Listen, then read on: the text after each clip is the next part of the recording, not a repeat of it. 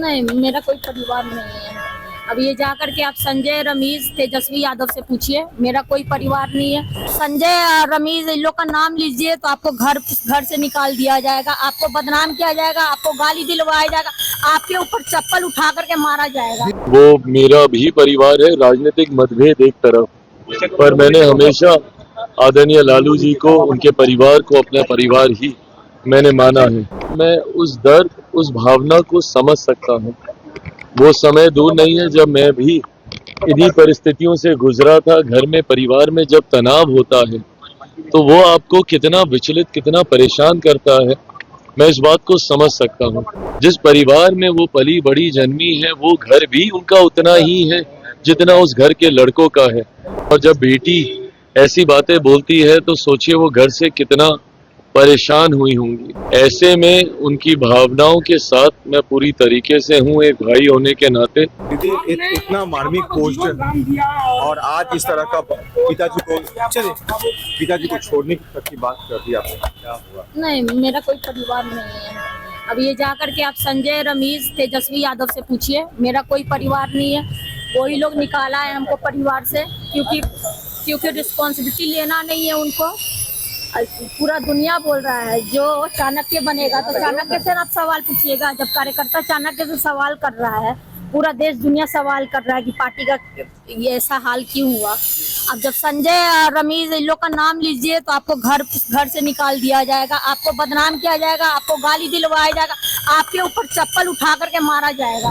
देखिए, मैं कतई इसके ऊपर कोई टिप्पणी नहीं करूंगा, क्योंकि वो मेरा भी परिवार है। राजनीतिक मतभेद एक तरफ, पर मैंने हमेशा आदरणीय लालू जी को, उनके परिवार को अपना परिवार ही मैंने माना है। ऐसे में आज जब उनके परिवार में इतना कुछ चल रहा है, मैं उस दर्द, उस भावना को समझ सकता हूँ। वो समय दूर नहीं है जब मैं भी इन्हीं परिस्थितियों से गुजरा था। घर में, परिवार में जब तनाव होता है तो वो आपको कितना विचलित, कितना परेशान करता है, मैं इस बात को समझ सकता हूँ। और खास तौर पर उम्र के इस दौर में जिसमें आदरणीय लालू जी हैं, स्वास्थ्य के इस पड़ाव में जिसमें वो हैं, ऐसे में पारिवारिक कलह स्वाभाविक है, उनको काफी परेशान, विचलित करता होगा। मैं बस इतनी प्रार्थना करूंगा कि जल्द से जल्द ये पारिवारिक कलह सुलझ जाए। मेरे भी भाई बहन हैं ये सब। ऐसे में मैं चाहूंगा कि जो भी दूरियां हैं और जिनकी भी वजह से है, जल्द से जल्द पूरा परिवार एक हो। राजनीतिक मतभेद हम लोग के हैं, वो राजनीतिक मंच पे हम लोग लड़ाई लड़ते रहेंगे, बट परिवार एक जल्दी हो जाए, ये मैं जरूर प्रार्थना करूंगा। सर, और कहा है कि कोई भी बेटी जो है अब अपने माता पिता के लिए ना करे, बेटा आगे आकर के बेटा करे, बेटियों को कोई मान सम्मान। देखिए, मैं उनका दुख मैं समझ सकता हूँ। और जब बेटी ऐसी बातें बोलती है तो सोचिए वो घर से कितना परेशान हुई होंगी। ऐसे में उनकी भावनाओं के साथ मैं पूरी तरीके से हूँ, एक भाई होने के नाते मैं भी उनकी भावना के साथ हूँ। और मैं कतई इस बात को नहीं मानता कि शादी के बाद ससुराल ही बेटी का घर, सब कुछ वो नहीं। भाई, जिस परिवार में वो पली बड़ी जन्मी है, वो घर भी उनका उतना ही है जितना उस घर के लड़कों का है।